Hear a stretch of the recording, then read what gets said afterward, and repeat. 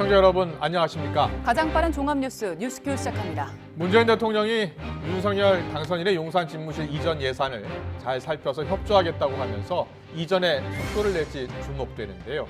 인수위 움직임을 임태희 특별고문과 함께 자세히 짚어보겠습니다. 대통령직 인수위가 임대차 3법 폐지를 검토하고 있는 가운데 재건축 완화 기대감에 서울 강남과 서초 지역 집값이 다시 꿈틀거리고 있습니다. 부동산 전문가 연결해서 집값 동향 살펴봅니다. 네, 대통령 인수위로 가보겠습니다. 문재인 대통령과 윤석열 당선인이 어제 회동을 통해서 용산 이전 문제와 추가 경정 예산안 필요성 등 현안에 대한 공감대를 형성했는데요. 세부 논의는 이철희 정무수석과 장재원 비서실장이 실무 협상을 하면서 이어가기로 했습니다. 현장 취재기자 연결합니다. 박서경 기자. 네, 서울 삼청동 인수입니다. 협조하겠다는 약속과 화답이 회동에서 오갔습니다. 아직 세부적인 조율이 필요하고요. 이철희 수석과 장재원 비서실장이 협의 채널이죠. 네, 장 비서실장은 오늘 서울 통이동 사무실에서 기자들과 만나 추경 문제와 관련해 대답을 했는데요. 추경 문제와 관련해 어제 회동에서 규모나 시기가 언급되지는 않았다고 말했습니다. 다만 굉장히 중요한 부분인 만큼 자신과 이철희 정무수석에게 논의하라는 말이 있었다고 덧붙였습니다. 그러면서 집권하기 전에 추경할 수 있는지에 대해 이 수석과 이야기해보겠다고 했습니다. 집무실 이전 문제는 대통령이 협조하라고 지시하면 예산 등에 대해 담당 부처가 검토할 테고 이후 협조하겠다는 게 문 대통령 뜻이라고 부연했습니다. 사면 부분은 조율할 부분이 아니라 대통령 결단 사안인 만큼 회동 테이블에 오르지 않았다고 설명했습니다. 추가 회동 가능성에 대해서는 대통령이 필요한 일이 있으면 연락을 달라고 했다며 회동을 장담하기는 어려운 상황이라고 밝혔습니다. 당선 이후 가장 늦었지만 2시간 50여 분 가장 긴 대통령 회동이었습니다. 회동에 대한 평가는 어떻습니까? 네, 김은혜 대변인은 오늘 아침 정례 브리핑을 열었는데요. 구체적인 합의문이 나오지 않아 아쉽다는 평가가 나오는 데 대해서는 무엇보다 정권 2단계의 현직 대통령과 당선인이 손을 맞잡았다는 게 의미가 있다고 설명했습니다. 들어보겠습니다. 정권 2단계의 현직 대통령과 대통령 당선인이 맞잡은 손, 그리고 이 대화로 걱정을 좀 덜어드리는 데 의미가 있지 않았을까 저는 생각을 합니다. 이게 나라 안팎의 사정이 어렵고요. 그리고 통합된 국민의 힘으로 위기를 극복해야 한다는 점에서 두 분의 뜻이 같습니다. 신용현 인수위 대변인은 KBS 라디오에서 인수위 차원에서는 추경과 안보 누수 없는 정권 인수인계 협의가 큰 힘이 됐다고 밝혔습니다. 국민의힘 이준석 대표는 YTN 라디오에서 집무실 이전 등은 현 정부가 협조할 수밖에 없는 사안인데 민주당에서 정치 이슈화한 것으로 보였다며 양측이 일정 부분 협의를 이룬 것을 긍정적으로 평가한다고 말했습니다. 민주당 윤호중 공동비대위원장도 CBS 라디오에서 민주당 역시 안보 우려만 해소되면 집무실 이전에 이의 제기는 없다며 신구 권력 갈등으로 가는 게 아닐지 걱정이 컸는데 국민 근심을 덜어 다행이라고 전했습니다. 네, 오늘 법무부 등을 끝으로 인수위원회는 업무보고 일정을 마무리 짓는다고요? 네, 인수위는 오늘 법무부 등을 마지막으로 모든 업무 보고를 마무리 짓습니다. 특히 법무부의 경우에는 윤 당선인의 수사지휘권 폐지 공약에 반박하면서 한 차례 일정이 유예되기도 했던 만큼 주목도가 높은데요. 이에 따라 업무 보고가 끝나는 대로 오후 5시쯤 정무사법행정분과의 브리핑이 예정돼 있습니다. 정부 부처 업무 보고는 끝나지만 독립기관인 공수처는 인수위와 내일 별도로 간담회를 합니다. 또 여가부 개편 관련 폭넓은 의견 수렴을 위해 내일 안철수 인수위원장과 사회단체들이 만날 예정이라고 밝혔습니다. 인수위 부동산 TF 소식도 알아보겠습니다. 임대차 3법을 손보겠다는 입장을 확실하게 했죠. 네, 원일이 인수위 수석 부대변인은 오늘 통이동 사무실에서 브리핑을 열고 임대차 3법과 관련해 어떻게든 손을 보겠다는 방향성을 갖고 있다고 말했습니다. 더불어민주당을 설득해 법을 개정한다는 목표를 가지고 있다며 폐지와 축소를 포함해 검토하고 시장 불안을 최소화하면서 단계적으로 방안을 마련하겠다고 밝혔습니다. 들어보겠습니다.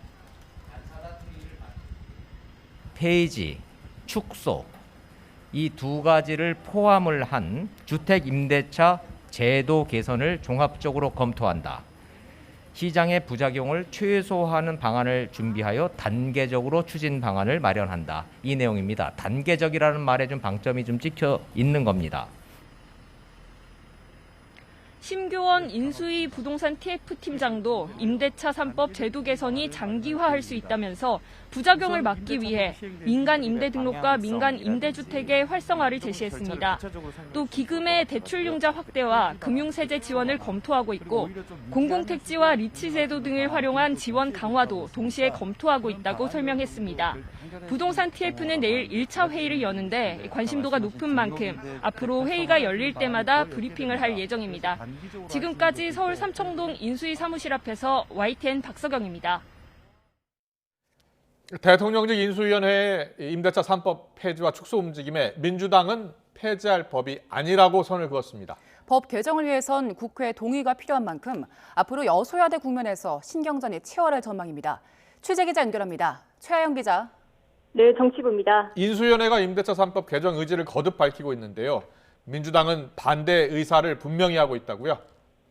네, 민주당 윤호중 비상대책위원장은 폐지할 법이 아니라고 딱 잘라 얘기했습니다. 이 계약갱신 청구권과 전월세 상한제를 다 폐지하자는 것은 받아들이기 어렵다고도 말했는데요. 지난 2년 동안 계약갱신 청구권으로 임대료 인상 없이 권리가 보장된 세입자가 전체의 70% 정도로 상당히 큰 영향을 미치기 때문에 쉽게 얘기할 내용이 아니라는 겁니다. 이 박홍근 원내대표도 지난 대통령 선거에서 이재명 전 후보와 민주당이 이 문제에 대해 원칙적으로 지켜야 한다고 말한 바 있다며 반대 입장을 내비쳤습니다. 다만 올해 하반기 계약 기간이 새롭게 갱신되는 상황에서 이 현장에서 어떤 문제가 발생할지 더 면밀하게 살펴보겠다고 덧붙였는데요. 법 개정이 필요한 임대차 3법 손질에 다수당인 민주당이 반대를 분명히 한 만큼 향후 여소야대 국면에서 진통이 불가피해 보입니다. 오늘 여야 원내 사령탑이 만났습니다. 민주당 박홍근 원내대표가 국민의힘 김기현 원내대표를 예방했다고요? 네, 민주당 박홍근 원내대표가 국민의힘 김기현 원내대표를 찾아가 취임 인사를 전했습니다. 이 박홍근 원내대표 취임 뒤 여야 원내 사령탑이 공식적으로 만나는 건 이번이 처음인데요. 이 두 원내대표는 향후 여소야대 정국에서 협치의 필요성을 강조했습니다. 우리 국민의힘이 이제 곧 여당으로 바뀌긴 합니다만 국회에서의 상황을 보면 여전히 실질적 여당은 바로 민주당이고 민주당의 적극적인 협조와 또 때로는 서로 간에 충분한 의사소통을 통한 협치가 필요하다. 대선 결과를 무겁게 엄중하게 받아들이면서도 또 172석이 갖는 그 또 책임감이 동시에 있기 때문에 그 경중을 저희가 균형 감각을 잘 살피면서 향후 국회와 또 정부와의 관계를 풀어나가겠다 이 말씀을. 이와 함께 박홍근 원내대표는 추경 등 여야의 대선 공통공약 실현과 선거구제 개편을 서두르자고 제안했는데 이 구체적인 논의는 다음 달부터 이루어질 것으로 보입니다. 이 다음 달 30일 임기가 끝나는 김기현 원내대표가 조기 사퇴를 선언했기 때문인데요. 이 민주당이 새 원내 지도부를 꾸린 만큼 국민의힘도 개편을 앞당겨 이 앞으로 새 정부의 법률안이나 인사청문회 등 여야 협상의 연속성을 이어가자는 취지입니다. 이에 따라 국민의힘은 다음 달 8일쯤 차기 원내대표 경선을 치를 예정입니다. 오늘 국회에서는 민주당의 합당 제안을 받아들이는 새로운 물결의 기자회견도 있었죠? 네, 새로운 물결 김동연 대표가 민주당 윤호중 비대위원장이 제안한 정치개혁 추진기구 구성과 합당 제안을 수용하기로 했습니다. 새로운 물결은 정치교체 완수에 무거운 책임감을 느끼며 민주당과 함께 혁신의 길을 가려 합니다. 특히 이번 합당 결정은 김 대표의 경기지사 출마 가능성이 높은 상황에서 이루어진 건데요. 김 대표는 경기지사 출마에 대해 가장 빠른 시간 안에 당과 시민 또는 도민의 의견을 듣고 결정하겠다며 합당에서 중요한 것은 출마 지역 문제가 아니라고 말했습니다. 민주당 윤호중 비대위원장도 합당의 전제로 공천 출마 논의가 된 건 아니라면서 김 대표가 경기지사에 출마할 경우 경선이 불가피할 것이라고 밝혔습니다. 지금까지 정치부에서 전해드렸습니다. 어제 문재인 대통령과 윤석열 당선인이 대선 이후 19일 만에 처음으로 만나면서 일부 문제에서 큰 틀의 공감대를 이루었습니다. 새 정부의 내각 구성도 속도를 내고 있습니다. 윤 당선인 측은 총리 발표 일정을 4월 초 인사 발표를 위해 막바지 인선 준비에 최선을 다하겠다고 밝혔습니다. 하루에 다르게 달라지는 전국 현안을 임태희 윤석열 당선인 특별고문과 짚어보겠습니다. 어서 오세요. 네, 안녕하세요. 네. 어제 문 대통령과 윤 당선인의 회동부터 좀 짚어보겠습니다. 예. 어제 보셨죠? 이명박 대통령 당시에 이제 비서실장도 지내시고 당선인 비서실장도 지내셨죠? 네네. 네, 어제 회동 어떻게 보셨어요? 어제 회동은 사실은 좀 너무 늦은 거죠. 너무 벌써 늦었죠. 됐어야 될 내용이고 예.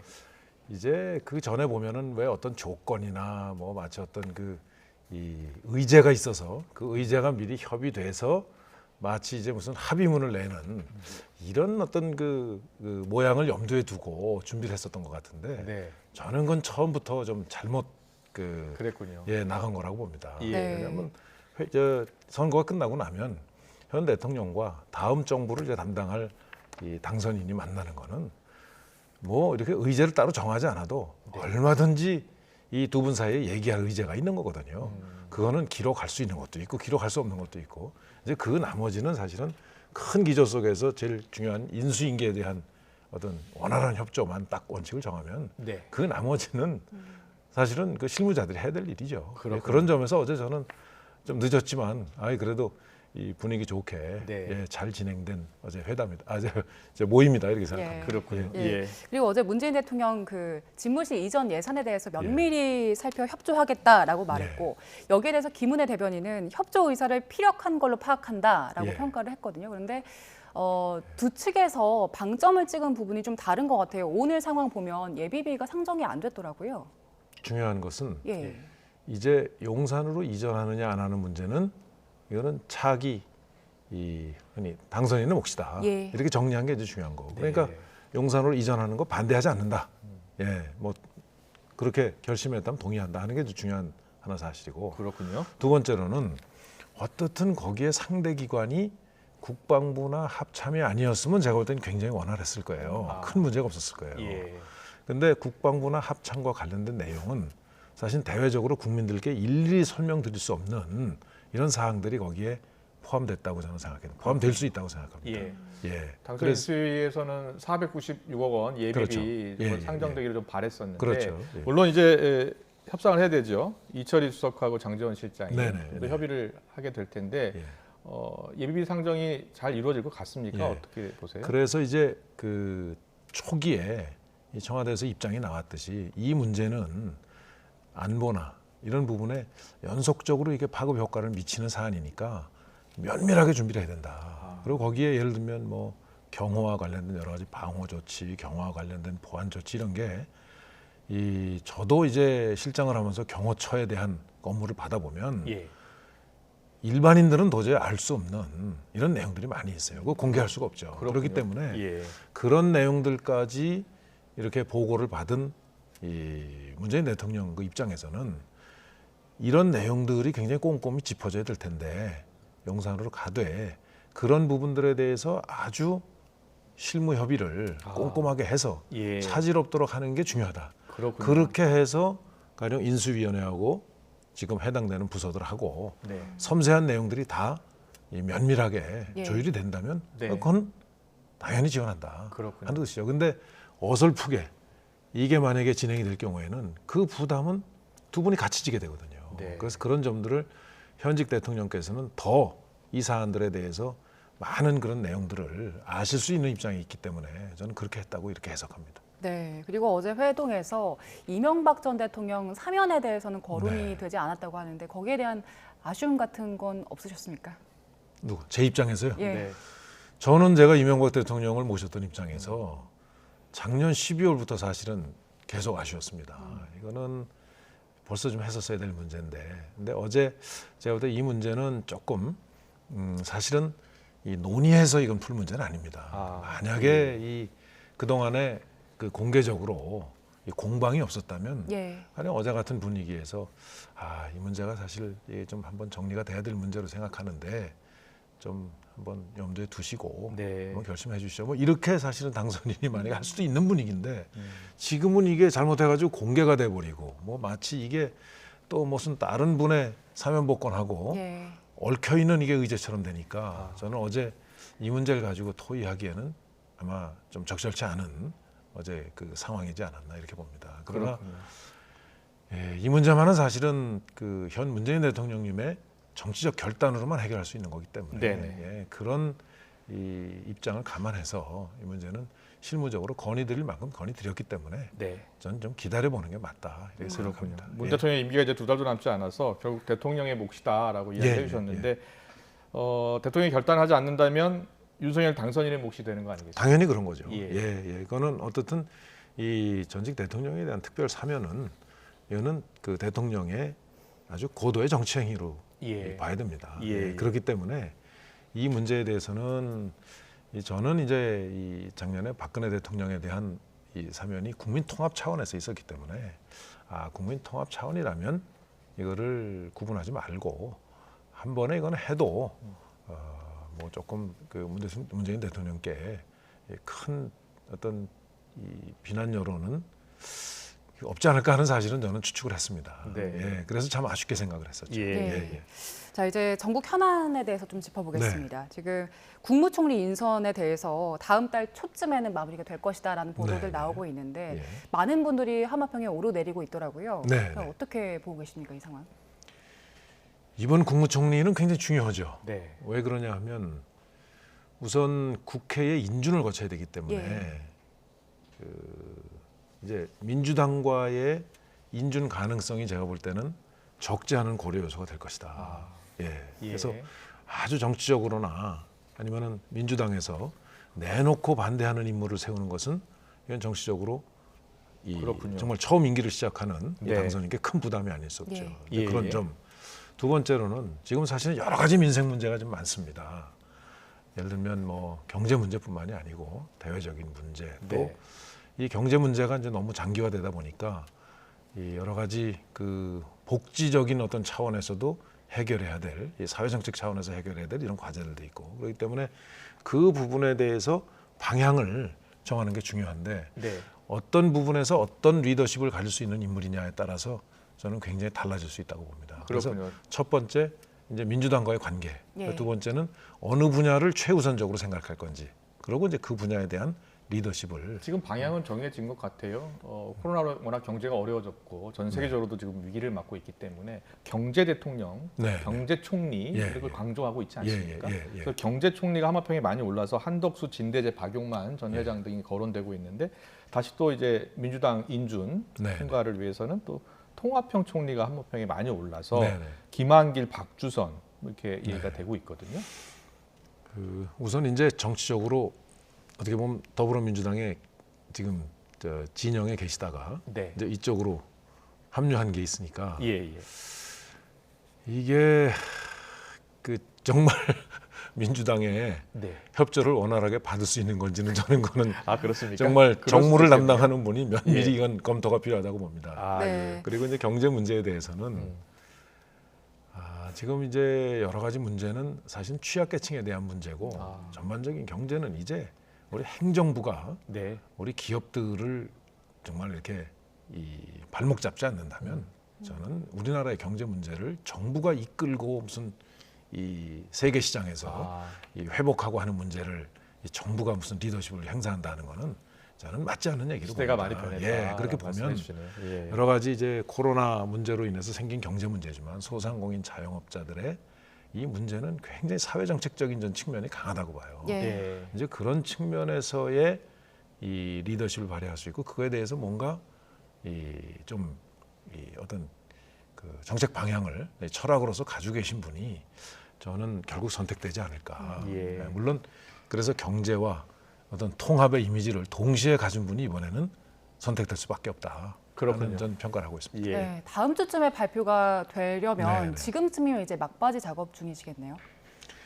아마 다음 주에 만약에 한다면 4월 3일 이야기도 그렇죠. 4월 3일이면 며칠 안 남았죠. 그러면은 지금쯤은 아마 그 흔히 정량 검증에 대한 거는 왜냐하면 이제 이 검증을 하려면 흔히 정량 검증, 정량 검증이요? 예, 그렇게 이제 저희 그때 얘기를 하는데 예. 예를 들면 뭐 세금에 무슨 문제는 없는가? 세금 제대로 냈는지. 예, 예를 들면 그런 게 많거든요. 네. 뭐 부동산이나 이런 문제에서 혹시 투기난 적 이 없는지. 문제될 건 없는지 이런 이제 지표로서 나타나는 부분을 우선 검증을 하고 아마 거의 전 끝났다고 봅니다. 예. 그렇군요. 그 다음에는 이제 이 일종의 정성적 평가죠. 이 주위의 평은 어떤지 또 겉으로 드러난 거와 뭐 실제로 업무를 추진할 때에 사실은 평가가 다른 분들도 많이 계세요. 이제 그런 분들에 대한 아마 평가들을 지금 좀 하고 있는 단계 아닐까. 그리고 아마 모르기는 해도 정상적인 절차가 다음 주 3일쯤 된다면 예. 지금 정도에는 이 문답도 아마 검증하는 데서 그 문답까지요? 해당자들하고 있지 않을까 확인하는 그렇죠. 예, 그렇게 예. 보여집니다. 알겠습니다. 이제 새 정부가 출범하려면은 40여일 남았거든요. 예, 시기적으로는 늦은 건 아닌가요? 어떻습니까?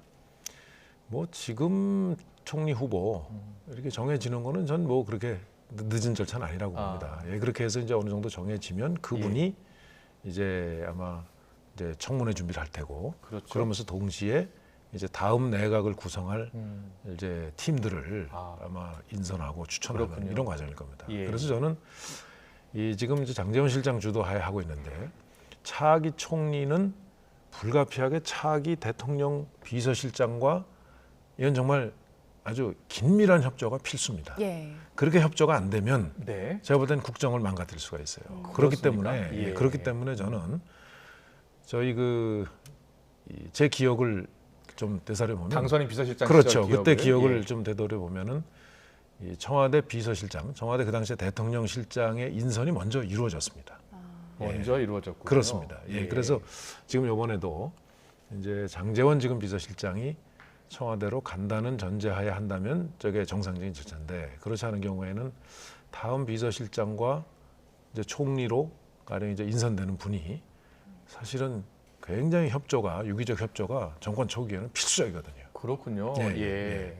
그래서 그 부분도 빨리 이루어져야 될 것 같아요. 총리 후보보다 보통 대통령 비서실장을 먼저 그렇죠. 이게 지명하는 경우도 있군요. 예. 그래서 이명박 대통령 시절에는 당선인 시절에는 그래서 유익 당시에 이제 초대 비서실장을 먼저 인선하고 의논을 하면서 이제 연세대 총장 지내신 그렇습니다. 이제 한승수 당시에 총리 후보를 후보를 결정을 하게 됐었죠. 그랬군요. 예, 알겠습니다. 예, 그리고 지금 주제를 좀 바꿔서요. 김정숙 여사 옷값 공개 여부를 두고 지금 논란이 일고 있는데 일단 청와대에서는 특수활동비를 안 쓰고 사비로 사용을 했다라고 밝힌 상황이고 그럼에도 불구하고 법원에서는 일단 공개하라고 밝힌 상황이잖아요. 지금 법원이 이걸 공개하라고 판결을 내린 이유에 대해서는 어떻게 보세요? 예, 지금 제가 이 총장 할 때 보면은 총장의 모든 활동비는 100% 다 공개합니다. 대학교 총장 하실 때? 그러면요. 그래서 이 특별활동비, 특활비의 경우에는 아마 조금 그 공개할 수 없는 부분이 포함된 걸로 알고 있어요. 그래서 저게 어떻게 옷값과 연계가 돼가지고 특활비로 뭐 썼느냐 안 썼느냐 하는 그 시비가 벌어지는지 모르겠는데 만약에 저게 연관이 된다면 저건 사실은 굉장히 문제가 있죠. 문제가 있을 수 있다고 봅니다. 그래서 저 부분은 저는 청와대에서 또 법원에서도 그렇게 판결한 만큼 저건 오히려 시간을 끌면 끌수록 저는 국민들께는 그 불필요한 오해가 오히려 사실과 다르게 커질 수도 있는 만큼 저 문제는 좀 청와대에서도 굉장히 좀 그 현명하게 대처를 하는 게 좋겠다. 그렇군요. 제가 만약 실장이라면 저 문제는 그렇게 처리했을 것 같습니다. 이명박 정부 때 저기 김윤옥 여사 관련해서는 뭐 옷값 같은 이런 논란이 없었나요? 그때는 어땠습니까? 그 당시에 그 여사님 같은 경우에는 뭐 대체로 그냥 가지고 계신 그 평상시 의복을 많이 활용을 하시고 어떤 경우에 제가 듣기로는 가령 한복 같은 경우에는 뭐 이렇게 임대를 해서 입는다고 그러죠. 대여를 해서 그 입으시고 이랬다고 그 당시에 들었습니다. 이번 논란을 전체적으로는 어떻게 보세요? 어떻게 해야 된다고 보세요? 저는 뭐 경우에 따라서 이 개인이 아니기 때문에 가령 국가 의전 행사를 간다든가 외국에 가령 이 어떤 그 방문한다든가 국빈 방문한다든가 하면은 부부 동반으로 그건- 많이 가잖아요. 그렇죠. 그거는 예. 개인이 아니란 말이죠. 그거는 국가를 대표해서 당당히 대통령의 영부인으로서 나가시는 거기 때문에 예. 저는 그거는 개인이 그 부담까지 다 지라는 거는 네, 그건 네. 맞지 않다고 봅니다. 예, 예. 그래서 혹시 그런 거라면 저는 오히려 적절하게 공개하고 이 부분은 이런 필요 때문에 이렇게 했습니다. 네. 하고 설명해도 전 국민이 충분히 납득할 수 있지 않을까 이렇게 생각합니다. 알겠습니다. 네. 그리고 이제 지방선거가 얼마 안 남아서 네. 분위기가 무르익고 있는 상황인데 예, 예. 지금 대선 이후에 치러지는 지방선거인데 네. 대선 결과가 워낙 박빙이었잖아요. 예, 그렇기 예, 때문에 결과에 대해서 어떻게 예측을 하는지도 좀 궁금하거든요. 아, 이거 참 어려운데요. 저도 이제 지방선거 준비하면서 예. 민심 보면 저는 이 인수위원회, 이 인수인계 과정의 이 활동이 아주 절대적인 영향을 미치리라고 봅니다. 예. 만약에 어떤 이 불필요한 어떤 주제를 가지고 가령 지금 인수위원회가 이 가령 국민들께 지지받지 못하는 이런 어떤 그 과정이 뭐 노출이 된다거나 네. 뭐 그런 게 발생한다거나 아. 하면 저는 지금 지난 지방선거 0.7% 차이는 네. 자 지금 정부에 대해서는 잘못했으니까 책임져라. 네. 그렇지만 새로 당선된 당선인 또 인수위에도 제대로 안 하면 무서운 심판을 내린다 하는 저는 함의가 그렇군요. 그 0.7%에 있다고 봅니다. 예. 저는 그래서 아주 겸손하게 정말 조심해서 이 인수위원회 과정이 진행되지 않으면 전 지방선거에서 오히려 역풍이 크게 불 수도 있다. 특히 수도권은 그렇게 생각합니다. 그렇군요. 예. 예.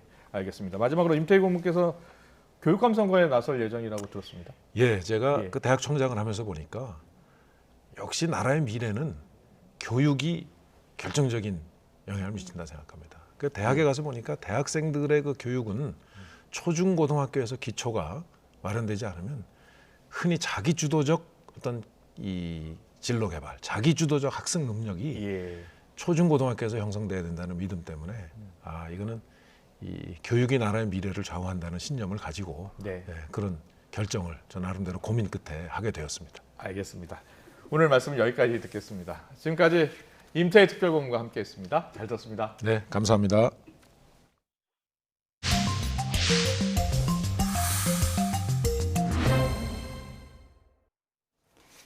이른바 산업부 블랙리스트 의혹을 수사하는 검찰이 산업부와 8개 산하기관을 잇따라 압수수색한 뒤 자료 분석에 집중하고 있습니다. 조만간 주요 인물들이 소환될 걸로 보이는데 검찰의 수사가 어디까지 향할지 주목됩니다. 취재 기자 연결합니다. 박규현 기자. 네, 서울 동부지검입니다. 네, 검찰이 연달아 대대적인 압수수색을 진행했는데 오늘 수사 어떻게 이루어지고 있습니까? 네, 검찰은 우선 어제 압수수색한 자료들을 분석하고 있습니다. 지난 2017년 산업부 내부에서 산하기관장 사퇴 요구에 대한 논의가 있었는지 또 어떻게 지시와 보고가 오갔는지 확인할 것으로 보입니다. 여기에 산업부가 산하기관 인사부서와 주고받은 자료에서도 사퇴를 종용한 정황이 있는지 들여다보고 있습니다. 앞서 서울 동부지방검찰청은 어제 산업부 산하 8개 기관에 대해 압수수색을 벌였습니다. 문재인 정부 초기 산업부의 압박을 받아 사장들이 사표를 제출했다는 의혹이 제기된 곳들인데요. 한국남동발전과 서부발전 등 발전사 4곳과 무역보험공사와 한국에너지공단 등 해외 자원개발사업 관련 공공기관 4곳까지 모두 8곳입니다. 각 회사 기획조정실 등 인사관리부서에서 산업부가 사표 제출을 요구했다는 자료 등을 확보하려 한 것으로 보입니다. 검찰은 앞서 지난 25일에도 정부 세종청사에 있는 산업부 인사관리부서 등을 압수수색한 데 이어 수사에 박차를 가하고 있습니다. 앞서 지난 2019년 1월 당시 자유한국당은 이곳 8개 회사 사장들에 대해 백운규 전 산업부 장관 등이 사퇴를 요구했다며 직권 남용 등 혐의로 검찰에 고발했습니다.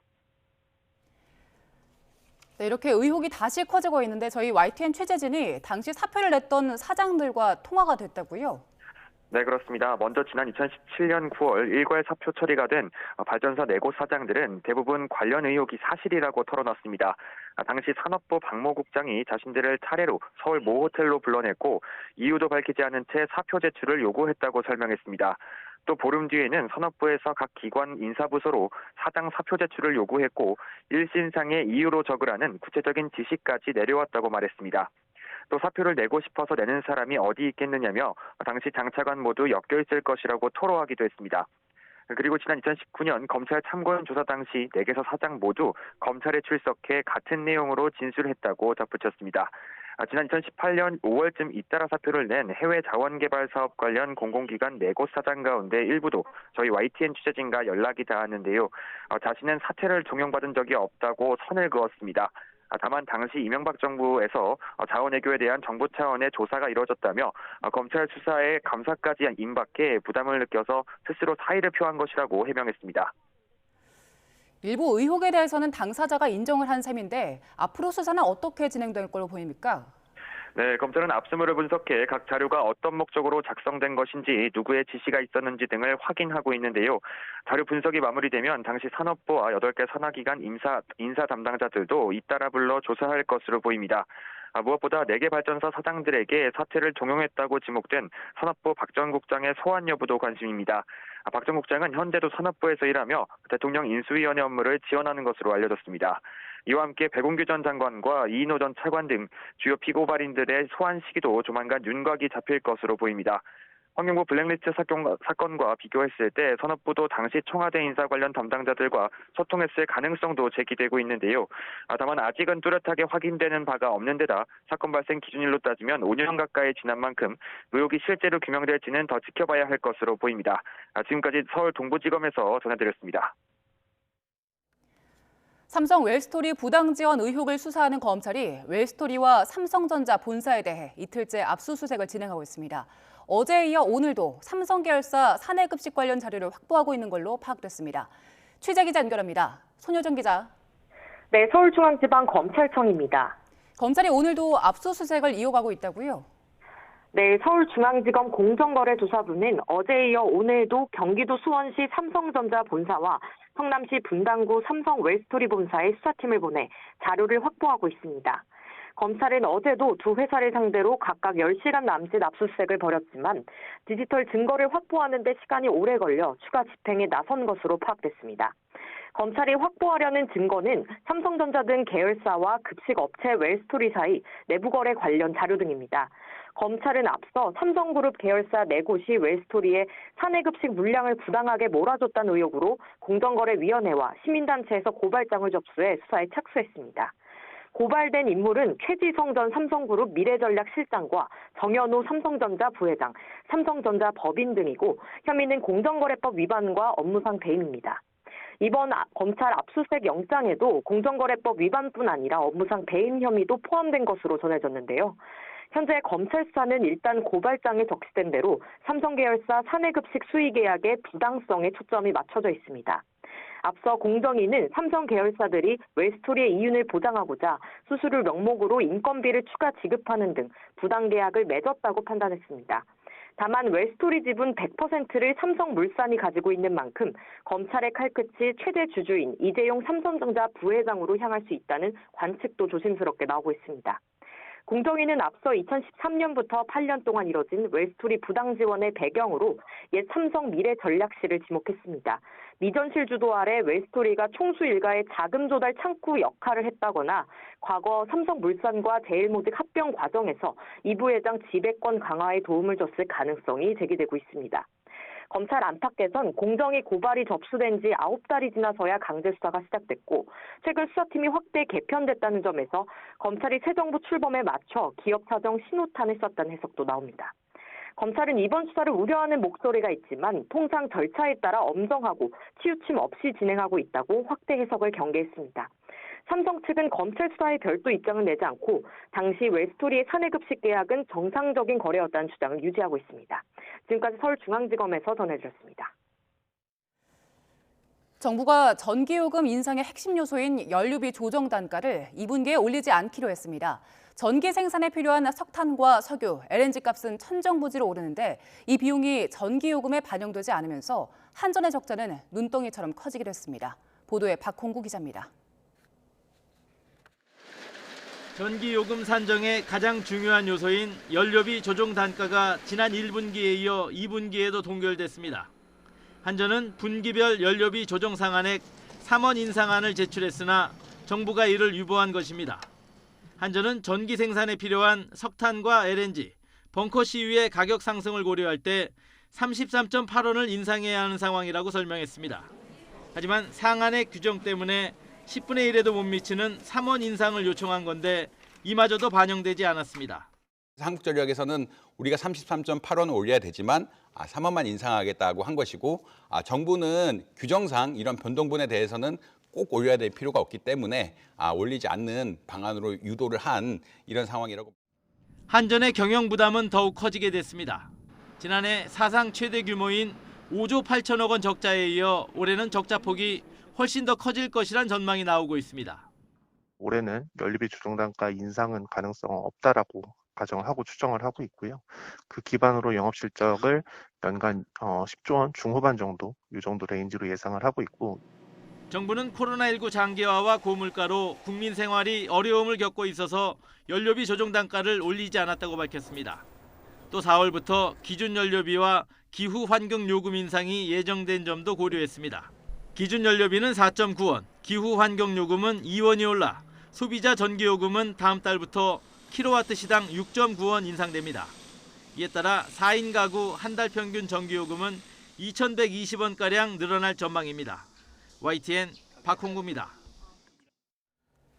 서울 지역 집값이 9주 연속 하락하고 있지만 재건축 완화 기대감에 강남과 서초 지역 집값이 상승세로 돌아섰습니다. 특히 서울 중형 아파트 평균 가격이 처음으로 16억 원을 넘어섰고 수도권 중대형 아파트 평균 가격도 10억 원을 넘어섰습니다. 박원갑 KB국민은행 부동산 수석 전문위원 화상으로 연결해서 부동산 시장 전망 들어보겠습니다. 나와 계시지요? 네, 안녕하십니까? 네, 안녕하세요. 자, 부동산원 조사를 보면요. 서울 지역 집값 9주 연속 하락했습니다. 그런데 일부 지역에서 다시 상승 움직임이 나타나고 있다고요? 그렇습니다. 이제 강남이 꿈틀거리고 있다 이렇게 말씀을 드릴 수가 있는데요. 지난주 통계입니다. 한국 부동산은 조사를 보니까 강남구하고 서초구 아파트 값이 나란히 이제 전주 대비해서 0.01% 오른 거로 나타났고요. 이들 지역이 상승세로 돌아선 거는 거의 2달 만이라고 보면 되고, 이 바람에 서울 평균 아파트 값도 전전주에는 마이너스 0.02에서 지난주에는 마이너스 0.01로 약 보합세로 돌아섰다 이렇게 보시면 될 것 같습니다. 그렇군요. 네. 예. 지금 서울, 강남, 서초 쪽은 오르고 있는데 강북과는 또 상황이 좀 다른 것 같습니다. 이게 이제 주로 세금하고 재건축에 대한 기대가 반영되고 있다 이렇게 보시면 될 것 같아요.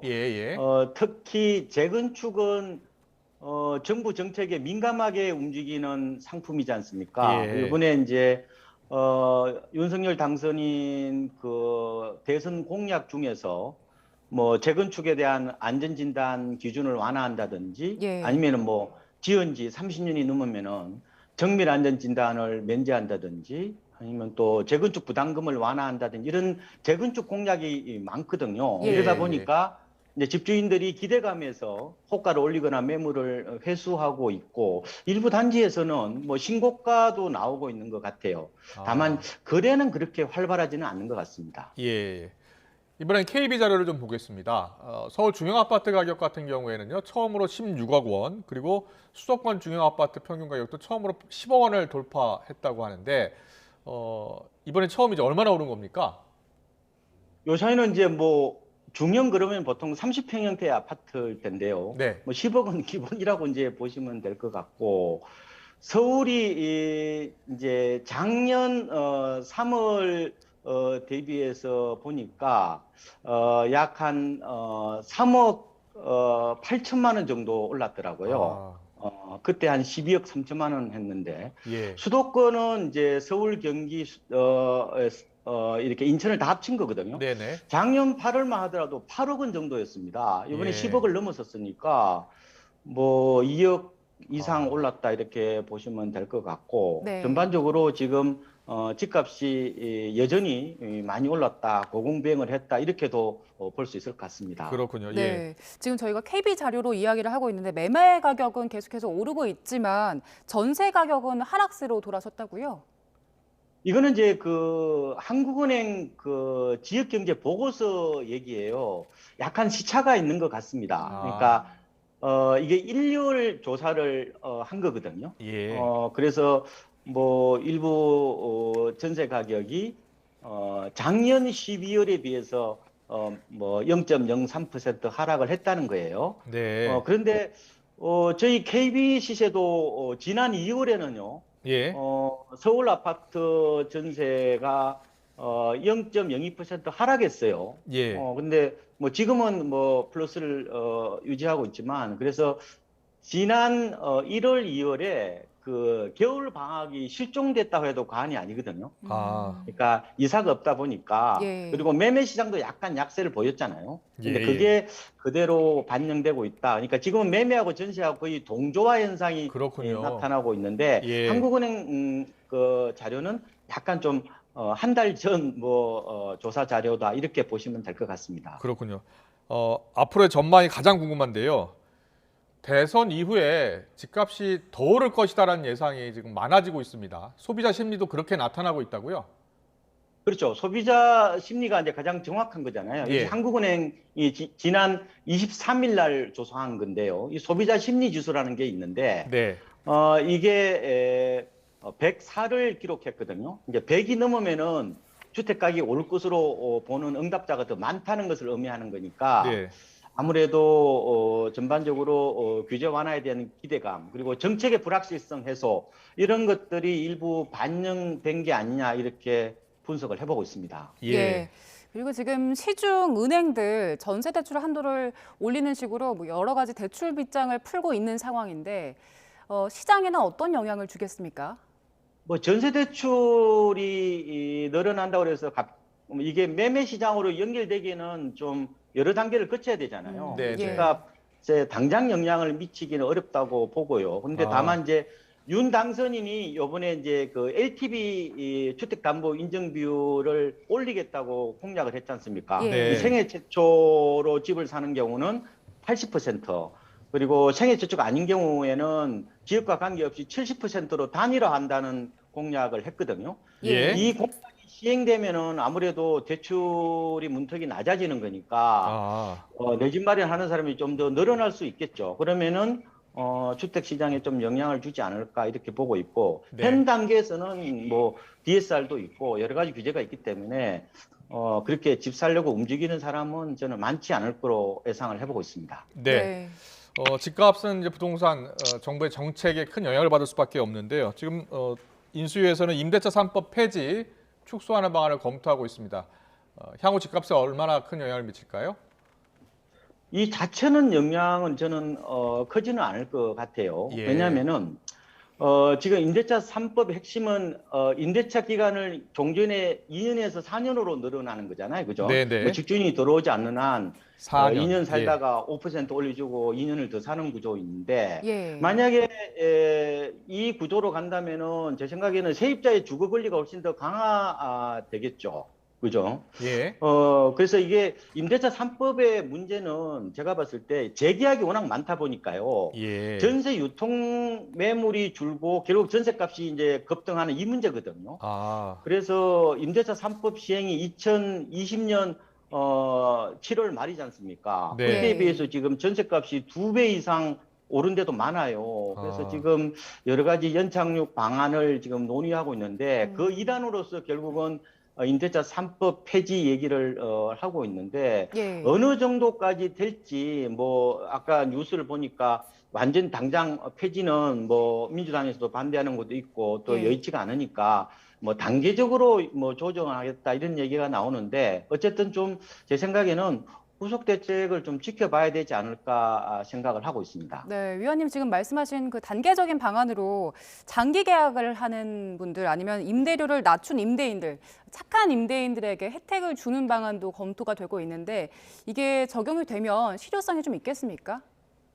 저는 이거에 대해서 굉장히 개인적으로 저는 찬성을 하는데요. 이게 이제 상생 임대주택이라고 지금도 시행을 하고 있습니다. 근데 이게 좀 까다로워요. 뭐 1주택자야 되고 또 연말까지고 공시가격 9억 이하 이렇게로 좀 조건이 많은데, 금액에 제한 없이 뭐 4년을 지키는 집주인한테 양도세를 계산할 때요, 지금 1년 거주 인정을 해준다는 거거든요. 그러니까 계속해서 결국은 집주인도 이득을 보고 세입자도 이득을 본다면은 충분히 위닝 구조로 갈 수 있지 않느냐 이렇게 보고 있고요.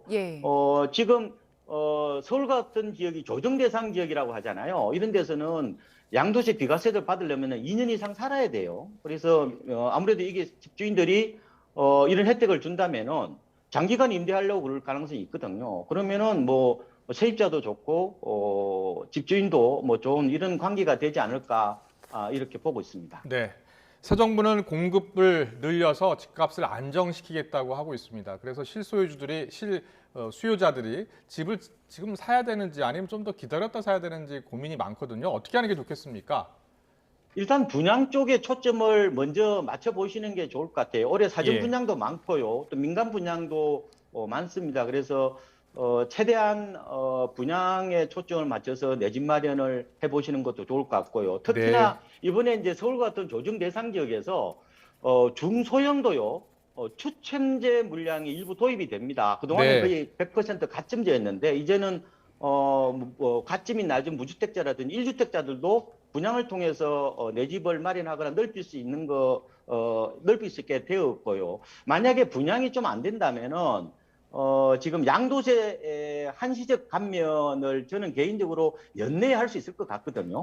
왜냐면은 윤석열 당선인은 최대 2년을 한다고 그랬고 또 이재명 후보도 10개월 한다고 공약을 내세웠거든요. 그러면은 서로 여야가 생각이 같잖아요. 그래서 제 생각에는 연내 도입을 할 가능성이 있다면 그런 절세 매물들이 나올 거기 때문에 아무래도 절세 매물은 좀 싸게 나올 수 있기 때문에 그쪽으로 좀 관심을 가져보는 것도 좋을 것 같습니다. 네, 알겠습니다. 분양을 노리는 것 그리고 절세 매물 지켜봤다가 사는 것도 좋은 방법이 될 것 같다라고 의견 주셨습니다. 지금까지 박원갑 KB국민은행 부동산 수석 전문위원과 함께했습니다. 잘 들었습니다. 고맙습니다.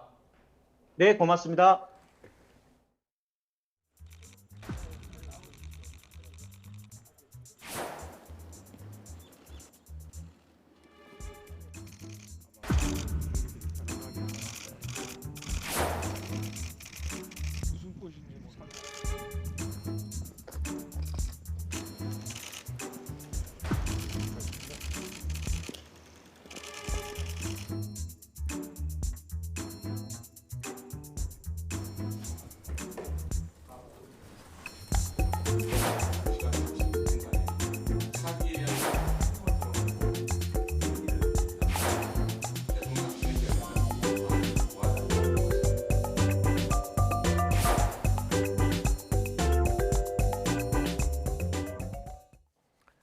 네, 문재인 대통령과 윤석열 당선인과 만찬 회동 가지면서 신구 권력 충돌 양상은 일단 봉합 국면에 접어든 모양새죠.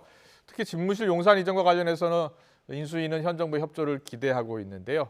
아직 구체적으로 협의가 된 것은 아니어서 좀 더 기다려봐야 될 것 같습니다. 그래서 충돌 가능성이 여전히 남아있다는 분석도 있습니다.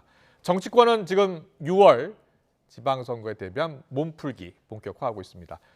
정치권 이슈 추은호 해설위원, 최진 대통령 리더십 연구원장 두 분과 함께하겠습니다. 어서 오십시오. 네, 안녕하세요. 안녕하세요. 어제 대통령과 당선인 간 만찬 회동 이야기 해보겠습니다. 역대 가장 긴 171분간 2시간 51분 동안 만났다고 합니다. 어제 회동을 어떻게 보셨습니까? 일단 국민들 입장에서는 모처럼 흐뭇한 모습이었다. 전임자, 후임자가 상춘제 잔디밭을 거닐면서 악수하고 이런 모습을 보면서 야, 신구 갈등 이제 좀 가라앉는가 하는가 이게 좀 편안한 마음을 가졌을 것 같고요. 다만 이제 전문가들의 입장에서는 아마 좀 외화 내빈으로 볼 수도 있겠다. 겉은 화려하고 그렇지만 실속은 조금 부족하지 않았나라는 생각이 듭니다. 구체적인 합의안이 안 나와서 예, 그렇습니다. 그러니까 이제 문재인 대통령 입장에서는 덕담을 유감없이 많이 했지만 윤석열 당선인 입장에서는 뭔가 손에 잡히는 가시적인 성과를 내기에는 좀 미흡한 부분이었다라는 부분인데 앞으로 2차, 3차 실무진들이 만나면 뭔가 좀 가시적인 성과들이 나오지 않을까 기대를 해봅니다. 이철희 정무수석, 장지원 비서실장이 계속 만나서 협의를 하기로 했습니다. 해설위원께서는 어떻게 보셨어요? 일단 성과라고 하면은 그 신구 권력 간의 갈등이 더 굼지 않게 이 정도로 막았다라는 것이 성과로 볼 수 있죠. 그렇지만은 속 시원하게 문제를 해결하는 것은 별로 눈에 띄지 않는다. 그렇기 때문에 어떻게 보면 묵은 숙제를 한 느낌을 저는 개인적으로 좀 받았는데요. 그래도 갈등이 더 확산되지 않게 이렇게 막을 수가 있었으니까 뭐 실무선에서 뭐 해법은 찾겠죠. 하지만 과연 다음 2차 회동이 또 있을지 취임식 전에 3차 회동까지 이어질지 저는 그럴 가능성은 좀 어렵지 않을까라고 이렇게 조심스럽게 추측해 봅니다. 네, 추은호 해설위원은 청와대 출입 기자를 지내셨고 또 우리 최진 원장님도 청와대에서 근무를 해보셔서 지금 저희 화면에 잠깐 나오는 곳 저희가 상춘제죠. 상춘제. 네. 예. 상춘제가 보통은 이제 외빈들 오셨을 때 거기서 이제 식사도 하고 차담회도 하고 그런 곳 아닙니까? 그렇습니다. 예. 지금 만나고 있는 곳은 이제 대통령이 일하고 있는 여민관 1층입니다. 여기서 예. 문 대통령이 영접을 해서 네. 바로 상춘제로 이동하는 과정에 그 상춘제 앞에 청와대 녹지원이라고 굉장히 네. 좋은 정원이 있습니다. 그렇군요. 지금 상춘제에 아마 가장 좋은 계절일 거예요. 매화도 피고 개나리도 피고 뭐 산수유도 피고 예. 반송도 있고 이 좋은 곳을 지나면서 문 대통령이 이곳저곳 좀 소개를 했던 것 같아요. 그리고 만찬은 상춘제에서 진행이 됐습니다. 그런데 과거에 보면은 현직 대통령과 당선인의 회동이 주로 청와대 본관에서 진행이 많이 됐습니다. 예. 본관 혹은 관저에서 진행이 됐는데 문재인 대통령은 본관을 잘 이용을 안 하고 있거든요. 예. 그래서 주로 상춘제를 많이 쓰는데 전에 트럼프 대통령 왔을 때도 여기서 그 만찬 회동한 적이 예. 있고요. 여야 대표 회동이라든가 기업인 회동할 때도 주로 상춘제를 많이 이용을 했습니다. 네네. 나름대로 문 대통령은 많이 활용한 공간 그리고 윤석열 당선인을 또 예우하는 차원에서 상춘제를 이렇게 해서 그 회동을 장소를 마련한 것이 아닌가 이렇게 해석해 볼 수 있을 것 같습니다. 저는 두 분의 속마음을 한번 좀 해석을 해보고 싶은데요. 네. 문재인 대통령은 아마 이렇게 쭉 둘러보면서 자 소나무나 매화꽃, 산수 이렇게 좋은데 네. 꼭 청와대 집무실을 이전해야 되겠습니까? 라고 속으로 얘기를 하고 싶은 것 같고 그렇습니까? 예. 근데 윤석열 당선인이 좋긴 좋은데 그래도 예. 꼭 가야 되겠습니다라고 얘기하는 것 같아요. 근데 저는 어제 상춘제 만찬 요리 했지 않습니까? 네. 저는 여기 우리 시청자분들은 어떻게 생각할지 모르겠는데 저는 좀 음식 요리에 약간 좀 뭐 섭섭한 불만 같은 게 있습니다. 왜냐하면 봄나물 비빔밥 탕평채 아니었습니까? 예, 그런데 지금 윤석열 당선인이 자꾸 청와대 집무실 떠나겠다는 게 어떤 제왕적 공간으로부터 탈피를 하겠다는 거 아니겠습니까? 근데 음식을 보면요. 어제 먹었던 음식을 볼 때 대통령이 청와대 안에서 먹는 음식이 너무 왕의 음식 같아요. 수라상 같습니다. 어제 보시겠습니까? 계절 해산물 냉채를 먹었는데 거기 이제 새조개들하고 전복, 쭈꾸미 들어갔는데 이후 해송자쭉, 한우갈비, 더운 채소, 금태구이, 생선이 약간 금태가 좀 두른 것처럼 생겨서 금태구이인데 생저리, 모시조개, 섬초 된장국 처음 들어봤습니다. 그래서 배추김치, 오이소박이, 탕평채, 더덕구이, 봄나물 비빔밥, 레드라인 이런 음식을요 거의 하루 걸러 이틀 걸어서 대통령이 먹다 보면 이런 최고급 음식으로 의전을 받다 보면 당선인을 자기도 모르게 제왕적 하기 위해서 이번에 특별한 음식 아닐까요? 아니에요. 특별하게 음식을 했는데 저도 청와대 근무에서 바지 행사를 가봤지만 이런 음식이 많이 나오면 많이 먹게 됩니다. 듣도 보지도 못한 음식의 요리들을 많이 먹게 돼요. 지금 오늘 나온 거 외에도 많이 먹게 됩니다. 그래서 좀 이제 새로 용산 시대든 어디든 간에 다음 뭐 그대로 들어간 윤석열 당선인은 좀 우리 보통 사람들이 들어도 알 수 있는 이름의 음식을 먹었으면 좋겠다. 예, 제왕적 사고를 좀 없앴으면 좋겠다. 이런 음식부터 먹는 음식부터 바꿨으면 좋겠다는 생각입니다. 알겠습니다. 이슈 현안 이슈 몇 가지 짚어보고 가겠습니다. 집무실 이전 같은 경우에는요. 윤석열 당선인이 계속해서 이야기하고 있고 강조하고 있습니다. 용산 이전 꼭 하고 싶다라고 이야기를 했고요. 그렇습니다. 문 대통령께서는 예산 살펴서 협조하겠다라고 했는데 오늘 혹시 국무회의 때 상정되지 않겠냐라는 그러한 그 예상도 있었는데 오늘은 하지 않았어요. 시기적으로 좀 임박했을 겁니다. 496억 원 예비비를 이제 사용할 수 있는 안건인데 매주 화요일마다 국무회의가 열립니다. 그리고 한 주는 대통령 주재회의, 한 주는 김부겸 국무총리 주재로 열리는데 오늘은 그 김부겸 총리 주재 회의였을 텐데 어제 청와대 회동이 이루어지고 오늘 바로 당일 안건으로 이걸 올리기에는 전혀 검토하기에 시간적인 여유가 좀 부족했다. 물론 당일 안건, 즉석 안건이 올라가지 않는 경우가 전혀 없는 건 아닙니다만 이 건은 조금 다를 거고 만약에 그 인수위 측에서 강력하게 원한다면은 이번 주라도 임시국무회의를 통해서 이렇게 처리할 수도 있을 겁니다. 하지만은 그렇게 뭐 시급한 안건일까라고 하는 생각이 들고요. 그래서 정상적이라면은 다음 주 화요일 국무회의에서 처리되는 것으로 정부가 준비하지 않을까 그럴 그렇게 가능성이 예상해 볼 있겠네요. 수 있습니다. 다음 주 화요일을 한번 지켜보겠습니다. 그리고 MB 사면 관련 논의는 일체 거론을 하지 않았다고 하더라고요. 예. 저는 사전 협의 과정에서 어떤 형태로 논의가 되지 않았을까라는 생각이 듭니다. 근데 이 MB 사면 문제를 논의한 것 자체가 두 사람에게도 부담이 됩니다, 사실. 그렇군요. 문재인 대통령이나 윤석열 당선인 두 분 때문에 실제로 가시적인 성과가 나오기 전에는 좀 보완을 붙이기로 하지 않았나 싶습니다. 근데 이게요, 보통 전직 대통령 사면 문제는 현직 대통령, 문재인 대통령의 일종의 카드입니다. 협상의 카드. 이거는 본인 임기 중에 실제로 협상을 사면 복권을 해주겠다라고 한다면 윤석열 당선인이 하나를 베풀어주는 카드가 될 수 있기 때문에 그냥 주지는 않습니다. 그렇습니까? 예, 보통. 그래서 자, 이 사면 문제를 해줄 테니까 그럼 공공의 인사 문제를 어디까지 우리가 해줄 수 있는지 서로 딜을 할 수 있는 카드이기 때문에 쉽게 내주지는 않을 거라고 보고 언론의 보도는 되지 않겠지만 지속적으로 양쪽 실무진에서는 긴밀하게 협의를 해 나갈 거라고 봅니다. 인사 문제에 대해서도 이제 실무 협의를 말씀하신 대로 하기로 했고 풀어가기로 했습니다. 그런데 일단은 감사위원이면 어렵게 된 거 아니겠습니까? 그렇습니다. 그럼 다른 인사는 청와대가 직접 할까요? 협의를 해서. 일단 그 이철희 정무수석과 장지원 비서실장이 실무 협의를 하기로 하지 않았습니까? 결국 제가 보기에는 이것은 뭐냐면은 지금 당선인 측에서 어떻게 보면 이제 보기에는 알박기 인사라고 표현할 수가 있겠죠. 비토권을 가질 수 있다. 그런 것을 인정해 준 거다라는 생각이 들고요. 그리고 지금 임기 말에 남아 있는 인사가 감사위원 인사를 안 한다면 이제 선관위원 인사가 있는데 그것은 뭐 계속 논쟁이 됐기 때문에 시급하게 할 필요는 없을 것 같고요. 아니면 이제 공공기관 내 인사가 있습니다. 이런 것들은 제 보기에는 당선인 측의 비토권을 가졌기 때문에 섣불리 청와대에서 이제는 그 임명을 하거나 하는 것은 좀 속도 조절을 할 가능성이 높지 않느냐 그렇게 생각이 됩니다. 알겠습니다. 계속해서 정치권 이슈 짚어보겠습니다. 전국 장애인 차별 철폐연대 전장연 출퇴근길 지금 지하철 시위가 계속 이어지고 있는데요. 이준석 국민의힘 대표의 발언이 계속 논란이 되고 있습니다. 오늘 인수위가 이 단체를 찾았죠.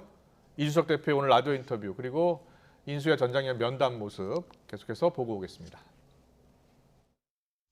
이분들이 이제 시위를 하는 방식은 서울 지하철 그 출입문에 휠체어를 정지시킵니다. 이건 3호선, 4호선 타는 출퇴근하는 서울 시민들이 왜 이렇게 투쟁의 대상이 돼야 되느냐. 이게 제 강력한 이의제기입니다. 어떻게 볼모라는 표현을 쓸 수 있느냐. 뭐를 볼모 삼자서 시위하지 말라는 표현이 참 관용적인 표현인데 이게 무슨 문제입니까?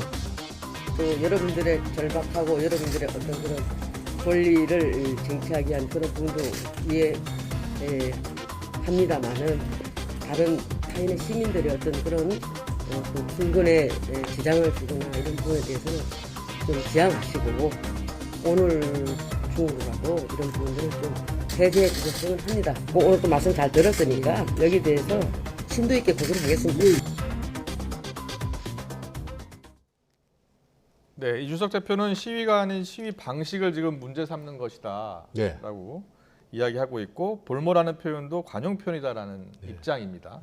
조금 전 들어온 소식에 따르면 이 단체가 앞으로 출퇴근길 이 시위를 하지 않기로 했다고 해요. 삭발투쟁을 하기로 했다고 합니다. 오늘 이 대표의 이런 발언에 대해서는 어떤 생각이세요? 그러니까 이준석 대표가 말하기를 시위하는 방식이 문제라고 얘기를 했는데 제가 보기에는 이준석 대표가 말하는 방식이 항상 문제예요. 과거에도 보면 돌직구 스타일 아닙니까? 팍 직선적으로 직접 화법을 쓰는 표현은 2030 세대한테 먹히고 선거 때는 항상 유리합니다만은 중장년층처럼 한 이슈 아주 민감한 문제에 있어서는 바로 반작용을 일으킬 수가 있죠. 그래서 저런 이를테면 논란이 선거 과정에 나오면 큰일 납니다. 그래서 이후에 여러 가지 정책적 발언을 해야 되는데 이준석 대표는 지금 집권 여당의 젊은 당 대표 아니겠습니까? 그래서 이후로 정책적인 발언을 할 때도 말의 내용보다도 말의 방식에 좀 더 신중을 기했으면 좋겠다라는 라는 생각을 합니다. 그렇군요. 좀 더 신중하게 했으면 좋겠다라는 말씀 해주셨는데 인수위 같은 경우에는 조금 전에 보신 것처럼 장애인 단체 달래기로 나서고 있고 그렇습니다. 이수석 대표와는 좀 결이 다른 반응을 보이고 있는데 이 대표의 행보에 대해서는 어떻게 보세요? 일단 그 인수위 측은 그 이 대표의 이런 발언들이 어떻게 자칫하면은 혐오 정치로 이렇게 해석될 수 있는 여지가 충분히 있거든요. 아무리 그 발언의 진위가 그렇지 않더라 그래도.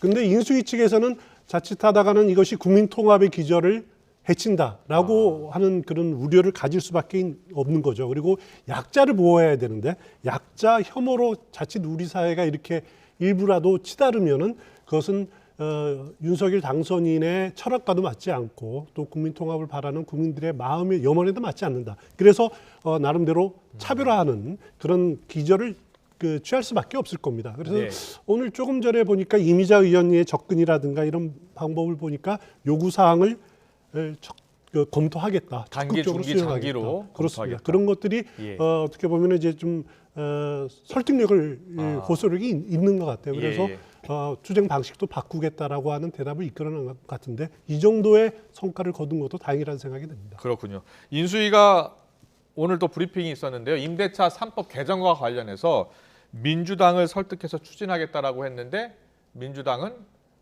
처리해 줄 수 없다라는 입장이었는데요. 박홍근 원내대표의 말을 듣고 오겠습니다. 지난 대통령 선거에서 이재명 후보와 저희 당이 밝힌 것은 이 문제에 대해서는 저희가 원칙적으로 그때도 이 부분은 좀 지켜져야 된다 이 말씀 드린 바가 있죠. 다만 이제 올해 하반기 접어들면서 이 계약 기간이 이제는 새롭게 갱신되는 상황에서 현장에서 어떤 문제가 발생할지를 저희가 좀 면밀히 더 살펴보겠다는 말씀까지 우선 드리겠습니다. 민주당은 원칙적으로는 계속 지켜야 한다는 입장인데 현장 상황을 면밀히 살펴본다고는 했어요. 임대차 3법을 어떻게 처리할 것 같습니까? 일단 뭐 임대차 3법이 부동산 정책의 핵심 아니겠습니까? 그런데 여러분 잘 아시다시피 부동산 정책은 문재인 대통령을 비롯해서 조국 전 민정수석까지 모든 여권의 핵심 인사들도 다 실패를 인정하는 정책 아니겠습니까? 국민들도 현 정부의 부동산 정책 하면 일단 실패라고 거의 공감대가 형성돼 있는 부분이기 때문에 임대차 3법을 위해서 어떤 부동산 정책이라도 민주당의 특정 정책을 강하게 밀어붙이기에는 민심이 상당히 한계가 있다. 그래서 다른 건 몰라도 최소한 부동산 정책만큼은 새로운 정부가 어떻게 하는지 상당히 거기 무게의 힘을 좀 더 실어주는 것이 지금 어떤 민심의 현주소라고 저는 봅니다. 네. 예, 민주당으로 입장에서도 너무 강하게 반대하지 말고 본인의 어떤 실패에 대한 반면교사를 삼아서 제안을 해주거나 적극적으로 돕도록 서로 협치를 하는 것이 지금 좀 적절하지 않나 싶습니다. 6월 지방선거도 얼마 남지 않아서요. 어떻게 전망하세요? 일단 국민의힘이나 윤석열 당선인 측에서는 법 개정은 의석수 때문에 상당히 어렵다라는 것이 현실적인 장애입니다. 거기에다가 2년 플러스 2년 그 계약갱신이 4년입니다. 그러니까 이제 7월에 법 개정이 2년 지났기 때문에 그 전에 2년까지 합쳐서 만료가 되는 것이 한 7월부터 돌아옵니다. 그러면은 이제 5% 상한제에 적용을 안 받는 그런 매물들이 나올 수가 있거든요. 자칫 어떻게 보면 시장이 불안해질 가능성이 있는 거죠. 섣불리 접근을 했다가는 시장의 안정을 해칠 가능성도 있기 때문에 이 문제는 법 개정은 좀 장기적인 측면으로 접근을 하고 지금 인수위에서 검토하고 있는 인센티브라든가 아니면 민간주택 활성화 이런 것으로 지금 단기적인 활로를 찾으려고 하는 것 같아요. 네. 좀 생산적인 좀 더 창조적인 방법들이 나오기를 기대해 봅니다. 네, 이 임대차 3법은 임차인을 보호하기 위한 그렇습니다. 법안인데요. 임차인을 실제로 잘 보호하고 있는 법인지는 이제 면밀히 검토할 필요가 있을 것 같고요. 그리고 지금 민주당 같은 경우에는 문재인 정부 임기 내에 이른바 검수완박 마무리 짓겠다는 방침입니다. 특히 지난주에는 윤석열 당선인 대장동 비리 가족 관련 특검 법안도 제출을 한 상황인데요. 지방선거를 앞두고 민주당이 과연 밀어붙일까 여러 의견이 나오고 있는데 어떻게 전망하세요? 밀어붙이기가 쉽지 않을 것 같습니다. 끝까지 관철시키기가. 지금 대장동 비리나 가족과 관련 특검을 실시하면 여야가 모두에게 부담이 되지만 야당 민주당에게 훨씬 더 부담이 되죠. 윤석열 당선인이 정권을 잡았네. 집권 여당인데 권력의 칼자루를 윤석열 정부가 잡고 있기 때문에 당연히 야당이 될 민주당 입장에서는 불리할 수밖에 없는 겁니다. 그래서 끝까지 밀어붙이기에는 한계가 있다고 보는 거고 그리고 지금 40여일 남았지 않습니까? 취임식까지. 근데 그 기간 동안에 검수완박을 한다. 그러니까 검찰 수사권을 완전히 박탈할 수 있을까? 지금 청와대 이전도 너무 졸속이다라고 민주당이 공격하고 있는데 지금 검찰 수사권이란 거대한 권력을 그동안 5년 내내 지금까지 해왔는데 아직도 부족한 부분을 지금 와서 한 4개월 이내에 할 수 있겠다? 지금 검찰을 완전히 바꾸겠다는 거 아닙니까? 윤석열 정부가 법무장관 검찰 지휘권이라든지 뭐 독립적인 예산을 주고 해서 검찰을 완전히 새롭게 환골 탈퇴하겠다는 게 윤석열 당선인의 방침인데 그걸 정면으로 맞서서 4개월 동안에 현 정부 문재인 정부 내에서 완성을 하겠다? 이거는 저는 물리적으로도 사실 저는 불가능할 거라고 보는 거고요. 그야말로 원내대표가 양쪽에 서로 선발이 되면 서로 선출이 되면 그야말로 긴밀하게 양측 간에 협상, 그야말로 필요한 지점, 가장 협상이 필요한 지점이 바로 이 지점, 특검과 검수 완박 부분이라고 봅니다. 근데 이게 협상으로 가능할까요? 민주당 같은 경우에 검찰 수사 완전 박탈, 과거에도 계속 주장해 왔던 거고요. 그렇습니다. 그리고 윤석열 당선인 대장동 비리 특검 반드시 실시하자라는 입장인데 선거가 얼마 안 남아서 어떻게 할까? 어떻게 할 것 같습니까? 일단 검수완박 관련 법은 만약에 문 대통령 임기 내에 처리한다라고 민주당이 주장하는 건 뭐냐면은 윤석열 대통령이 만약에 들어서면 거부권을 행사할 거다. 그렇기 때문에 이 임기 내에 빨리 문 대통령 임기 내에 하자라는 건데 한 40여일 남은 동안에 처리하려면은 단독 강행 처리밖에 없습니다.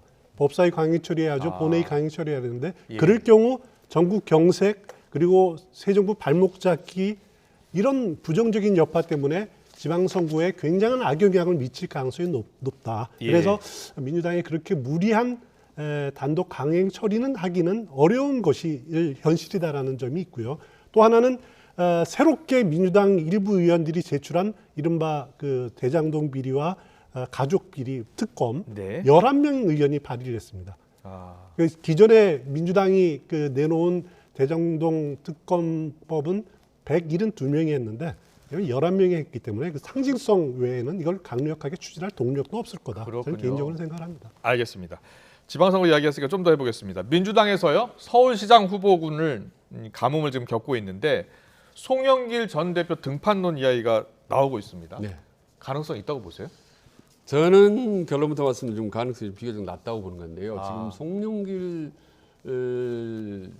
카드가 최선의 카드다라고 해서 지금 내놓은 게 아니거든요. 지금 민주당 내에 마땅한 후보가 없기 때문에 송영길 대표를 한번 해보겠다라는 어떻게 보면 대타론 비슷한 건데 송영길 대표 입장에서는 상당히 좀 편치는 않을 것 같아요. 본인이 아시다시피 국회의원 5부선하고 인천시장하고 당 대표까지 다 했습니다. 근데 직구 권력이 바꿔진 상태에서 서울시장 말하자면 야당 후보로 나간다는 건 부담이 너무 크거든요. 만약에 본인이 당선이 된다면야 이제 그다음 뭐 탄탄되면 지금처럼 당선 가능성이 비교적 낮을 경우에 떨어질 경우에 그럼 다시 국회의원을 여러 번 했기 때문에 중간에 재보궐선거에서 들어올 수도 없고 다시 당 대표를 할 수도 없고 그래서 할 수 없이 5년 후에 2027년 대선까지 기다려야 되는 상황입니다. 그렇기 때문에 본인은 너무 정치적인 앞으로 스케줄이 달력이 좀 안개 속이고 불투명하기 때문에 쉽게 나서기는 어려울 것 같다라고 보는 겁니다. 그리고 지금 아마 진짜 출마하느냐 여부는 저는 윤석열 당선이 어느 정도 잘 하느냐에 달려있다고 봅니다. 앞으로 남은 40일 동안 취임식 전까지 윤석열 당선이 잘 되면 탄탄하게 지지도가 높으면 송영길 대표가 출마할 가능성이 훨씬 낮아지는 거고 훨씬 지금 윤석열 당선이 잘 못하고 죽을 쓰고 여러 가지 지지도가 낮으면 그때 한번 해볼 수 있는 그런 미묘한 상황이지. 가능성은 그래도 열어두고 계시는 것 같은데요. 그러면 가능성은 열어두고 계신 것 같아요. 출마 가능성. 가능성 물론 출마 가능성 있지만 현 시점에서는 저는 상당히 낮다고 보는 겁니다. 상당히 낮다. 한 30% 정도 된다고 봅니다. 굳이 표현한다면 100에 한 30% 정도 된다고 그렇군요. 그런데 이재명 상임고문의 최측근 이른바 7인회가 송영길 전 대표를 만났다고 해요. 그렇습니다. 그 정성호 의원 그리고 김남국 의원 어떻게 보면은 친 이재명계의 핵심 인사들 아닙니까? 그 송영길 전 대표가 지금 머물고 있는 경북 영천의 은혜사를 방문해서 지금 사진 나오고 있는데요. 예, 은혜사를 방문해서 지방선거에 대해서 이야기를 나눴다라고 표현을 했지. 누군가는 선당 후사의 정신으로 모든 걸 내려놓고 희생하고 헌신해야 그렇습니다. 한다. 이런 김남국 말을 의원이 했다는데 그런 표현을 했어요. 그랬습니까? 결국 예. 서울시장에 좀 차출해 달라라는 의사를 표현한 것으로 저는 생각이 됩니다만은 하지만 여기서 이제 꼭 드리고 싶은 말씀이 지금 민주당 서울 지역구에 있는 국회의원이 40명입니다. 40명. 40명이요. 그리고 3선, 4선 합쳐서 17명입니다. 예. 그 중에서 서울시장 후보가 없다, 가뭄이다. 상식적으로 이해가 되지 않는 거죠. 지난 대통령 선거에 나온 민주당 당내 경선에 나온 후보 중에서 네. 서울에서 지역구를 둔 활동을 경력 있는 이낙연, 정세균, 추미애, 박용진 의원 4명이나 됩니다. 그런데 네. 서울시장 후보 인물란이다. 그거는 뭔가 비상식적인 거죠. 그렇군요. 스스로 방법을 찾아야죠. 예, 알겠습니다. 누가 출사표를 던질지 지켜보겠습니다. 이재명 상임고문, 지금 이제 민주당 상임고문이죠. 지방선거 역할론도 계속해서 거론되고 있는데 윤호중 비대위원장의 오전 라디오 인터뷰 듣고 오겠습니다. 당연히 그 지방선거 승리를 위해서 당이 요청하는 역할을 해주시리라고 봅니다. 그것이 이제 어떤 역할이 됐든 저희 당의 승리를 위해서 필요하다라고 하면 네. 깊이 고민을 하실 것이고요. 또 그런 역할이 어떤 형태가 됐든 간에 이 역할을 하시겠다는 그런 의사를 가지고 있는 것으로 알고 있습니다. 아니 설마 후보로 뛰시는 건 아니죠? 예, 지금 답을 드릴 수 있는 입장은 아닙니다. 자, 어떻게 들으셨습니까? 당연히 지방선거 승리를 위해서 당이 요청하는 역할을 해주시리라 본다 이렇게 이야기를 했고 설마 후보로라고 물었더니 지금 답을 드릴 수 있는 입장은 아닙니다 이렇게 얘기했거든요. 천일원 의원님께서는 이재명 상임고문이 어떤 선택을 할 것으로 보세요? 일단 송영길 대표와 저는 비슷한 상황이라고 보는데요. 그러니까 네. 윤석열 당선인이 잘하느냐 못하느냐에 따라서 이재명 전 후보의 등판이 빨라지냐 느려지느냐가 이제 결정이 된다고 봅니다. 만약 윤석열 당선인이 지방선거 출마도 가능성이 있어요? 대통령 후보 출마 가능성은 저는 예. 뭐 거의 없다고 보는 거죠. 이번 지방선거 가능성을 거의 없다고 보는 거죠. 네. 그리고 이제 만약에 윤석열 당선인이 잘 한다면 의외로 지금 순조롭게 간다면은 지방선거 때 제한적인 역할론, 이를테면 서울이나 경기도처럼 주요 광역 지자체만 지원하는 형태, 제한된 지원 선거를 할 것 같고 만약에 이제 윤석열 후보가 지지도가 떨어지거나 한다면 바로 지방선거 때 전국을 돌면서 지원 조사를 할 수도 있고 8월달에 전당대회 때 본인이 민주당 후보 당대표 할 수도 있고. 당선을 위해서 적극적으로 지원 유세에 나설 것이다. 예, 그렇습니다. 만약에 그래서 윤석열 당선인과 이재명 지사를 비롯한 민주당 주요 정치인과 미묘한 함수 관계가 있는 거죠, 서로. 네. 왜? 그렇게 보시는군요. 추 해설위원께서. 저도 그렇게 봅니다. 그리고 민주당의 그 경기지사 후보로 나오고 싶어하는 조정식 의원 경우에는 그렇습니다. 자기 시흥을 자기 지역구가 자기가 출마하면 공석이 되니까 여기에 이재명 상임고문이 국회의원 보궐선거로 나오면 어떻냐라고 하는 아이디어까지 냈는데 저는 그럴 가능성은 없다고 보고요. 네. 일단 가장 빠른 스케줄이 6월 지방선거를 수도권부터 해서 지원하고 8월 전당대회 때 당대표 도전하고 그리고 2024년 다음 총선을 이재명 고문 중심으로 치르는 방안이 가장 빠른 스케줄이고요. 네. 그거보다도 만약에 아니라면은 당분간은 그냥 백의종군하면서 2024년 총선을 한번 노리는 방안도 한번 같이 고민해 봄직합니다. 알겠습니다. 보수정에서는 지금 대구시장 선거가 뜨거운데요. 권영진 시장, 홍준표 의원 도전장을 내밀었는데 김재원 최고위원은 최고위원직 사퇴했고요. 시장 출마 선언했습니다. 그런데 오늘 보니까 유영아 변호사가 YTN에 출연을 했는데 좀 염두에 두고 있는 것 같아요. 어떻게 전망하세요? 그러니까 대구 경북 특히 이제 대구시장 경선이 갑자기 뜨겁게 떠오르고 국민들이 관심을 갖는데 지금 집권 여당의 텃밭이 된 거 아니겠습니까? 그렇기 때문에 대구시장이 되면 어떻게 보면은 국민의힘의 정치 1번지에 되면 정치적 영향력은 물론이고 당 내 지분권도 행사할 정도로 경력이 큽니다. 그런 만큼 이제 치열하게 경쟁이 치열해지는 건데요. 갑자기 어떻게 보면 이제 돌발 변수 중에 하나가 이제 박근혜 전 대통령 오랫동안 보좌해왔던 이제 유형아 출마 여부가 변수인데 저는 지난번에도 말씀드렸다시피 이 박근혜 대통령 어떤 형태로든 정치적인 전면에 나서는 것은 본인이나 여당이나 야당이나 정치적 부담이 된다. 근데 최근 들어서 유형아 변호사의 그 인터뷰 내용은 상당히 좀 적극적인 것 같아요. 박근혜 대통령과 의중과는 무관하게 출마하겠다.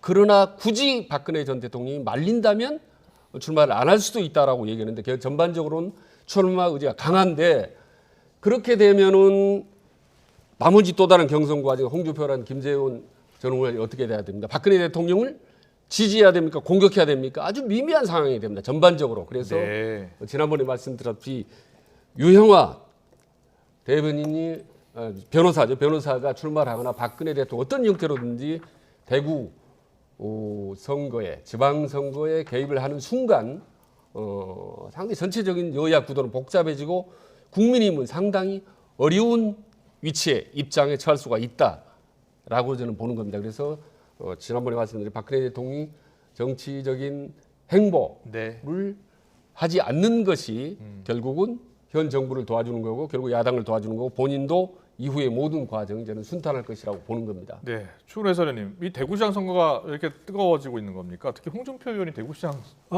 일단 여기서 더 뜨거워진 것 같아요. 유영하 변호사가 이사 간 곳이 수성구로 이사를 갔다고 합니다. 본인이. 수성구는 뭐냐면은 돈까지 따져봐야겠지만은 홍준표 의원이 만약에 대구시장 후보로 되면은 의원직을 사퇴를 해야 됩니다. 여기를 보궐선거를 노릴 수도 있는 거고요. 유영하 변호사가 아직까지는 대구시장을 이렇게 불을 놓는 것은 사실이지만은 국회의원 보궐선거도 염두에 두는 측면이 있다라는 생각이 들고요.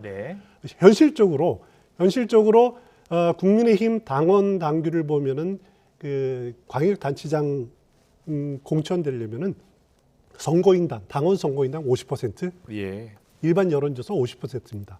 유영하 변호사가 과연 그 당원 50% 여론조사 50%에서 기존 다른 후보들의 벽을 뚫을 수가 있을까? 그런 현실적인 한계를 조금 지나면은 아마 느끼게 될 거고 그래서 달리 선택할 가능성은 충분히 있어 보입니다. 홍준표 의원의 대구시장 도전에 대해서는 어떻게 생각하세요? 홍준표 의원 경우에는 지금 모양은 바람직하지 않죠. 경남지사를 한 분이 또 다시 또 하기로 그 대구시장으로 나오는 거. 여기에 지금까지 이전에 35% 감점을 주기로 페널티를 주기로 최고위원회에서 결정을 하지 않았습니까? 하지만 오늘 보니까 그 폭이 상당히 줄어들었다고요. 1인당 최고 받을 수 있는 페널티를 10%로 줄였기 때문에 홍준표 의원 경우에는 이 정도면은 해볼 만하다. 이렇게 판단할 가능성이 상당히 있어 보입니다. 홍준표 의원 생각은 뭐예요? 대구시장을 하고 그다음에 다시 대권 도전한다는 겁니까? 어떤 생각일 거예요?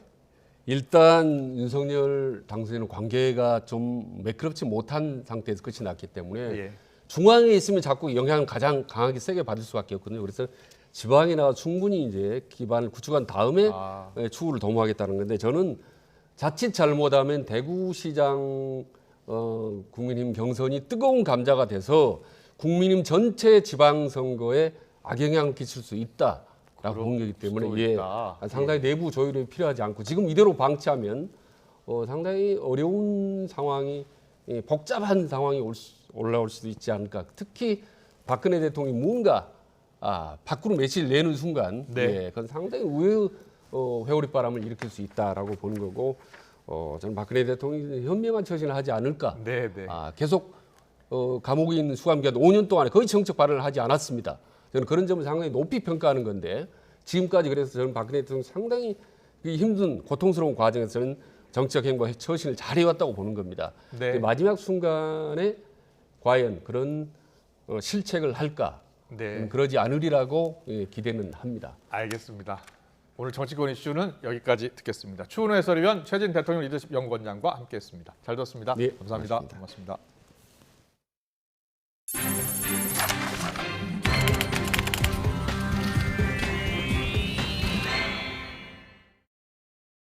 완만한 감소세가 이어지고 있습니다. 정부는 현행 거리두기를 추가로 완화하는 방안에 무게를 두고 논의해 이번 금요일에 발표합니다. 최명신 기자의 보도입니다. 신규 환자는 휴일 효과가 사라지면서 전날보다 16만 명 정도 많은 34만 7천여 명을 기록했습니다. 하지만 일주일 전과 비교하면 6천여 명 적고 2주 전보다는 1만 4천여 명 적습니다. 누적 확진자는 1,235만 명으로 전체 인구의 23.9%가 감염력을 갖게 됐습니다. 정부는 오미크론 유행이 정점을 지나 서서히 감소세로 전환된 것으로 보고 있습니다. 하지만 확진자 숫자와 2, 3주 시차를 두고 나타나는 위중증 환자 수는 여전히 불안합니다. 1,215명으로 역대 최대를 기록한 전날보다는 줄었지만 지난 8일 이후 21일 연속 1,000명대를 유지하고 있습니다. 이 때문에 전국 중환자 병상 가동률은 68.2%로 올라섰습니다.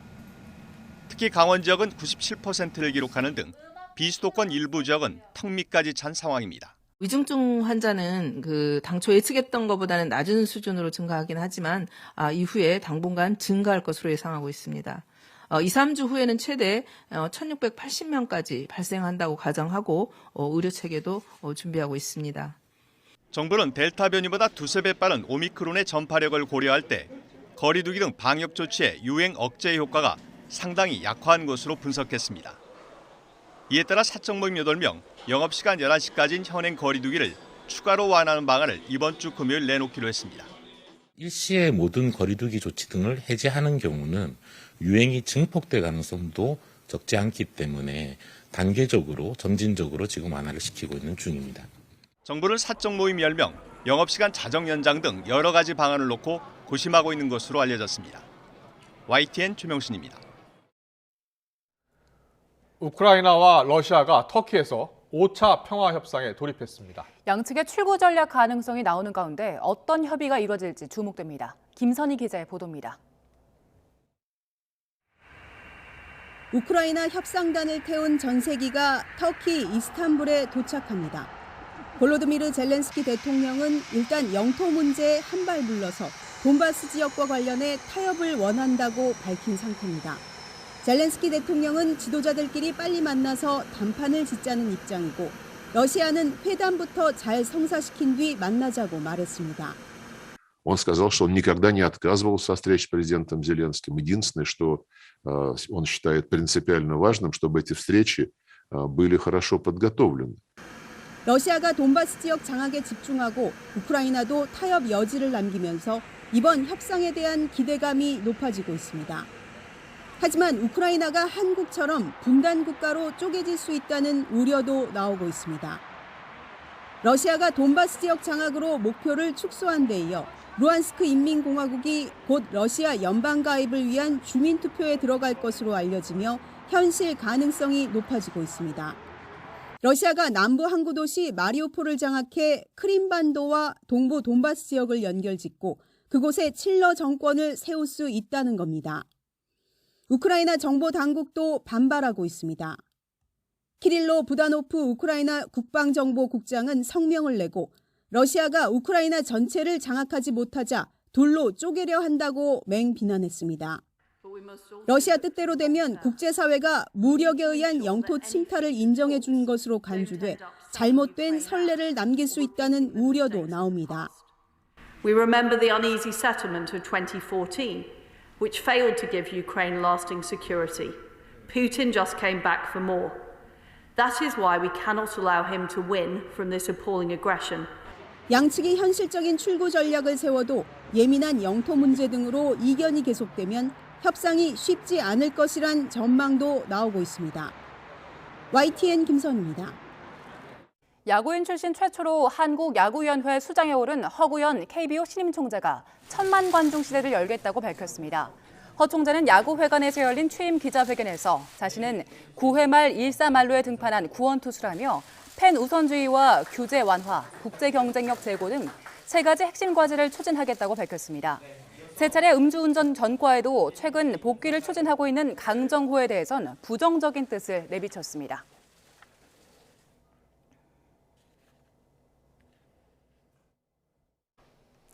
오늘도 먼지 걱정 없이 따스한 봄 햇살을 만끽하기 좋았습니다. 내일은 아침에도 공기가 다소 온화하겠는데요. 서울 아침 기온 7도로 오늘보다 4도가량 높겠고 낮 기온은 15도까지 올라 오늘만큼 포근하겠습니다. 다만 내일은 하늘빛이 점차 흐려지겠고 아침에 제주도부터 비가 내리겠는데요. 오후에는 남부지방에 늦은 오후부터 밤 사이에는 그 밖에 전국으로 비가 확대하겠습니다. 비는 모레 아침에 대부분 그치겠지만 동해안만 오후까지 비가 이어지겠습니다. 그 사이 강원 영동과 제주도에 최고 20mm, 내륙에는 5mm 안팎의 비가 조금 내리겠고요. 기온이 낮은 강원 산간에는 최고 5cm의 눈이 내려 쌓이겠습니다. 내일 아침 기온은 서울과 광주 7도, 대전은 5도로 오늘보다 2에서 4도가량 높겠습니다. 낮 기온은 서울 15도, 대구와 광주는 20도까지 올라서 오늘과 비슷하거나 조금 높겠습니다. 비가 그친 뒤에는 공기가 다소 쌀쌀해질 전망입니다. 날씨였습니다. 이어서 저녁 종합 뉴스 이브닝 뉴스가 방송됩니다. 시청해주신 여러분 고맙습니다.